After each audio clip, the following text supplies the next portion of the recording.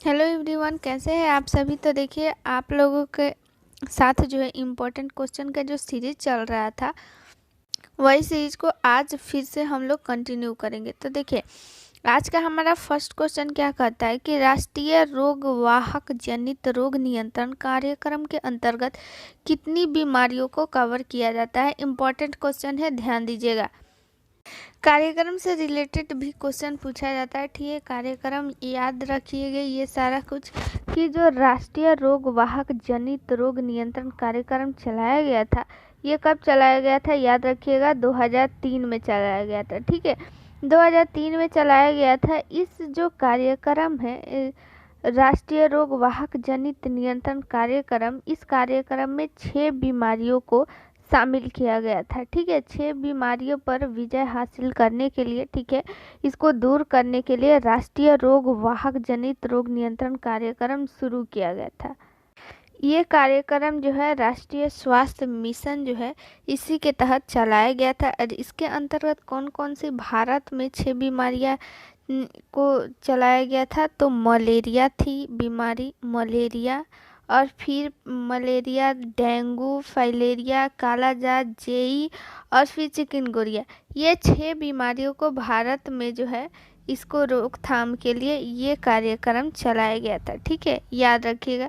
चलिए अगला क्वेश्चन देखते हैं। लंबे समय तक कठोर शारीरिक कार्य करने के पश्चात मांसपेशियों में थकान अनुभव होने पर इनमें से मुख्य कारण क्या है, ठीक है। जब हम लोग काम करते हैं, काम करते करते हम लोग क्या करते हैं, हम लोग को थकान महसूस होने लगती है, यानी हम लोग थक जाते हैं।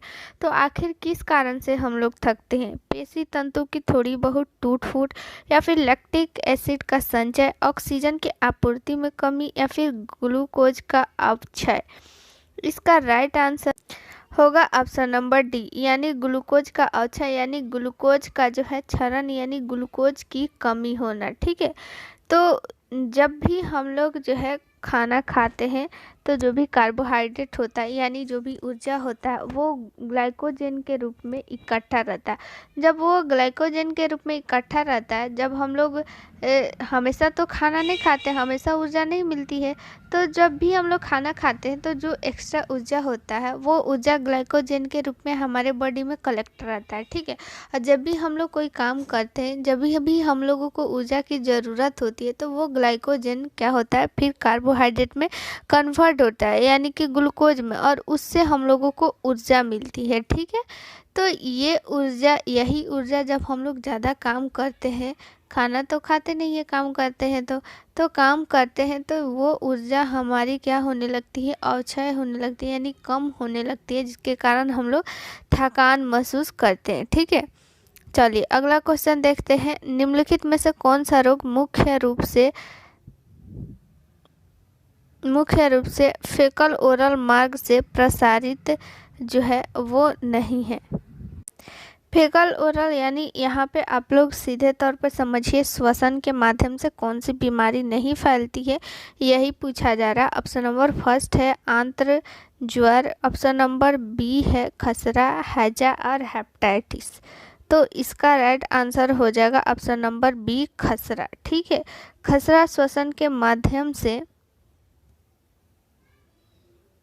फैलता है, ठीक है। यहाँ पे होना चाहिए प्रसारित होता है, ठीक है, तब खसरा होगा। खसरा जो है वो श्वसन के माध्यम से फैलता है, तो यहाँ पे हमारा option number B right answer हो जाएगा, ठीक है। अब यहाँ पे देखिए अगला नेक्स्ट हमारा क्वेश्चन है, डायरिया के कारण मृत्यु का सबसे आम कारण क्या है, यानी जब भी किसी को डायरिया होती है, ठीक है, तो डायरिया हो जाती है, तो किस कारण से, आखिर कौन सा कारण है जिसके कारण मृत्यु हो जाती है? उल्टी, निर्जलीकरण, पेट दर्द, और फिर है सुस्ती। तो यहाँ पे देखिए होता क्या है, ऑप्शन नंबर बी यहाँ पे राइट आंसर हो जाएगा, ऑप्शन नंबर बी। देखिए जब भी डायरिया होता है तो हमें क्या होता है, दस्त और उल्टी, ये सारा चीज़ हम लोग का स्टार्ट हो जाता है, ठीक है। तो इन सबों में जो है पानी की भारी मात्रा में कमी हो जाती है, यानी जब पानी की कमी हो जाती है तो उसे हम लोग बोलते हैं निर्जलीकरण, ठीक है। तो निर्जलीकरण के कारण ही डायरिया में मनुष्य की डेथ हो जाती है। डायरिया जो है अधिकतर छोटे बच्चों में, यानी 5 साल की जो कम उम्र वाले बच्चों में ये ज़्यादा फैलते हैं डायरिया। ठीक है, चलिए अगला क्वेश्चन है 23 नंबर। नवजात शिशु में फेफड़ों की कुल क्षमता होती है, यानी जो नवजात शिशु होते हैं, ठीक है, एक बार में कितनी मात्रा में वो श्वसन को ले सकते हैं। ठीक है, 100 ml, 350 ml, 500 ml, 150 ml। तो देखिए यहाँ पे हमारा राइट आंसर हो जाएगा ऑप्शन नंबर 4, 150 ml। ठीक है, याद रखिएगा 150 ml। अगला क्वेश्चन है 24 नंबर। तीव्र रूमेटिक बुखार के नैदानिक निदान के लिए दिशा निर्देश किसने सुझाए? तो देखिए यहाँ पे तीव्र रूमेटिक बुखार क्या है, इसमें क्या होता है, बुखार आता है, ठीक है, बुखार, दर्द और हल्का फुल्का जो है इसमें सूजन भी आ जाता है, तो इसी को हम लोग तीव्र रूमेटिक बुखार बोलते हैं। तो इसका निदान सबसे पहले कौन सुझाए? ठीक है, यानी कहने का मतलब ये है कि तीव्र जो रूमेटिक बुखार है उसका सबसे पहले दवा का खोज किसने किया? DTT, Duckett Jones, Robert Koch, Landsteiner, Michael Smith. तो इसका राइट आंसर हो जाएगा option number A, DT, Duckett Jones. ठीक है, याद रखिएगा। चलिए अगला क्वेश्चन हम लोग देख लेते हैं। शैशवावस्था के दौरान मायोकार्डिटिस का सबसे आम कारण क्या है? यानी हमारा क्वेश्चन कहने का मतलब ये है कि शैशवावस्था यानी कि जो बच्चों में मायोकार्डिटिस होता है, ठीक है, तो उसका कारण क्या है? तो आखिर मायोकार्डिटिस क्या है? देखिए मायोकार्डिटिस जो है एक प्रकार का संक्रमण है, यानी इन्फेक्शन है। ठीक है, मायोकार्डिटिस एक प्रकार का इन्फेक्शन है।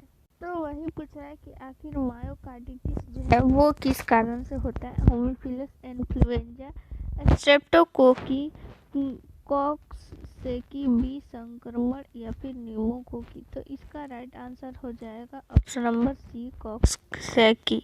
ठीक है, याद रखिएगा। अगला हम लोग देखते हैं 26 नंबर क्वेश्चन। हमारा अगला क्वेश्चन है कि निम्नलिखित में से कौन सा जो मृत टीका है? ठीक है, टीका ये मृत और जीवित टीका, याद रखिएगा। ये जो है इम्पोर्टेंट क्वेश्चन है, बहुत बार एग्जाम में जो है पूछा गया है, मृत टीका या फिर जीवित टीका कौन है? तो हमारा ऑप्शन नंबर फर्स्ट है OPV, BCG, MMR और रेबीज। तो देखिए हमारा यहाँ पे राइट आंसर हो जाएगा रेबीज। तो रेबीज जो है एक मृत टीका है। ठीक है, आखिर मृत टीका क्या है और जीवित टीका क्या है, बहुत बार आप लोग के मन में सवाल आया होगा।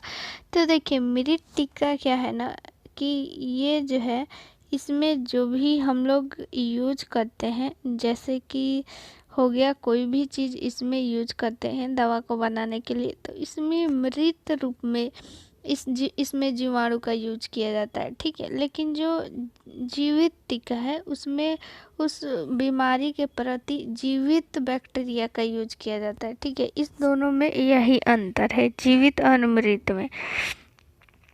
तो मृत टीका रेबीज है। ठीक है, और ये OPV, MMR और BC जो है वो जीवित टीका का एग्जाम्पल है। चलिए हमारा अगला क्वेश्चन देख लेते हैं।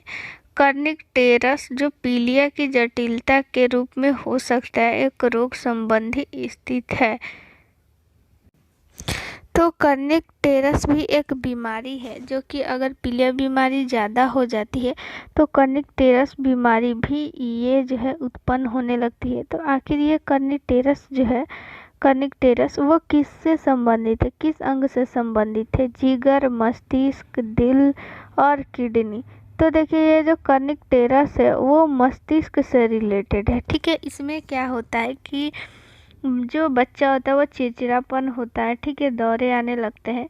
तो ये पीलिया अगर ज़्यादा गंभीर होने लगती है तो कर्निक टेरस भी उत्पन्न होने लगता है। ठीक है, पीलिया में क्या होता है, पीलिया में ये होता है ना कि आँखों का जो सफ़ेद भाग होता है वो पीला पड़ने लगता है, त्वचा पीला पड़ने लगता है, मसूड़े, जीभ, ठीक है, ये सारा कुछ पीला पड़ने लगता है। चलिए हमारा नेक्स्ट क्वेश्चन है, इम्पोर्टेंट क्वेश्चन है, ठीक है। स्तनपान कराते समय स्तन का कितना भाग शिशु के मुंह में होना चाहिए? ऑप्शन नंबर फर्स्ट है केवल निप्पल, निप्पल और एरियोला का छोटा भाग, निप्पल और एरियोला का अधिकतम भाग, और कोई भी भाग नहीं। तो देखिए हमारा 28 नंबर का क्वेश्चन होगा और आंसर होगा ऑप्शन नंबर सी, निप्पल और एरियोला का अधिकतम भाग, ठीक है। देखिए ये ब्रेस्ट हो गया और ब्रेस्ट में ये होता है निप्पल, और ये इसके चारों ओर जो होता है एरियोला होता है प्राइमरी, और ये एक सेकेंडरी होता है, ठीक है। तो प्राइमरी वाला जो ये एरियोला है ये तो होना ही चाहिए मुंह में, सेकेंडरी वाली का भी अधिकतम भाग उसके मुंह में होना चाहिए। यही है अच्छा तरीका शिशु को स्तनपान कराने का, ठीक है। चलिए अगला क्वेश्चन हम लोग देखते हैं, निम्न में से कौन सा ऊर्जा और विटामिन प्रदान करता है? यानी इनमें से कौन सा जो है वो ऊर्जा और विटामिन दोनों प्रदान करता है, ठीक है। वसा, प्रोटीन, कार्बोहाइड्रेट और उपरोक्त सभी, ठीक है। तो इसका हमारा आंसर हो जाएगा ऑप्शन नंबर ए, वसा।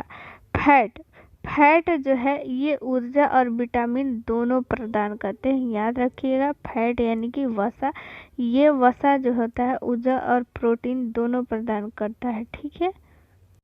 चलिए अगला क्वेश्चन देख लेते हैं, 30 नंबर। ट्यूबेक्टोमी में सर्जिकल द्वारा निम्न से क्या हटाया जाता है, ठीक है।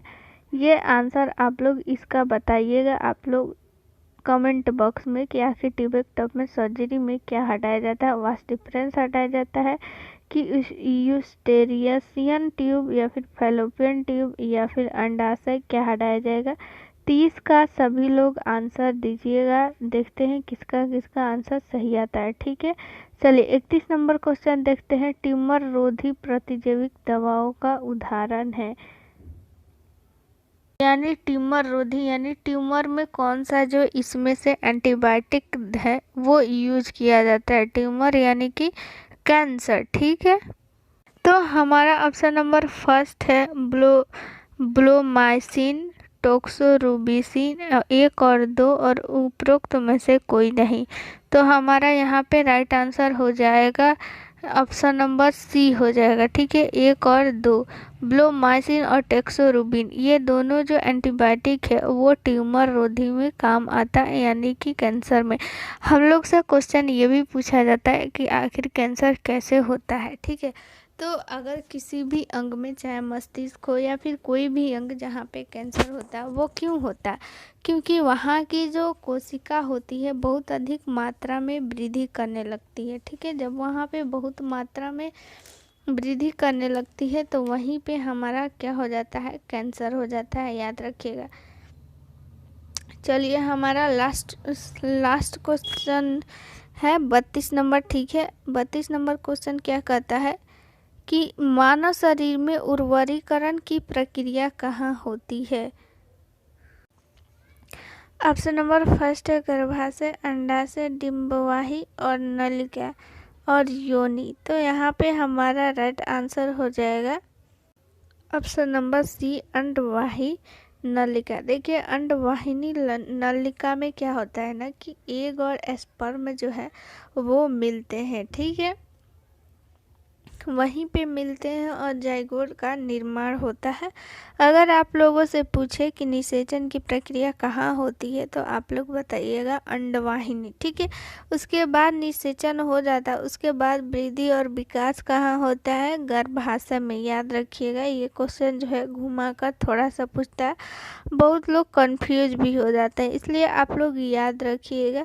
तो आप लोग की तैयारी कैसे चल रही है ज़रूर बताइएगा। आप लोग जो है रिवीजन कैसा चल रहा है, ठीक है। उसके बाद आप लोग ज़्यादा से ज़्यादा ऑब्जेक्टिव क्वेश्चन का प्रैक्टिस सेट ज़रूर कीजिएगा, प्रैक्टिस सेट ज़रूर लगाइएगा, प्रैक्टिस ज़रूर करिएगा ऑब्जेक्टिव क्वेश्चन का, ठीक है। और 1/4 भी निगेटिव है, ये आप लोग याद रखिएगा, 1/4 निगेटिव, ठीक है। तो चलिए मिलते हैं नेक्स्ट वीडियो में। Thank you.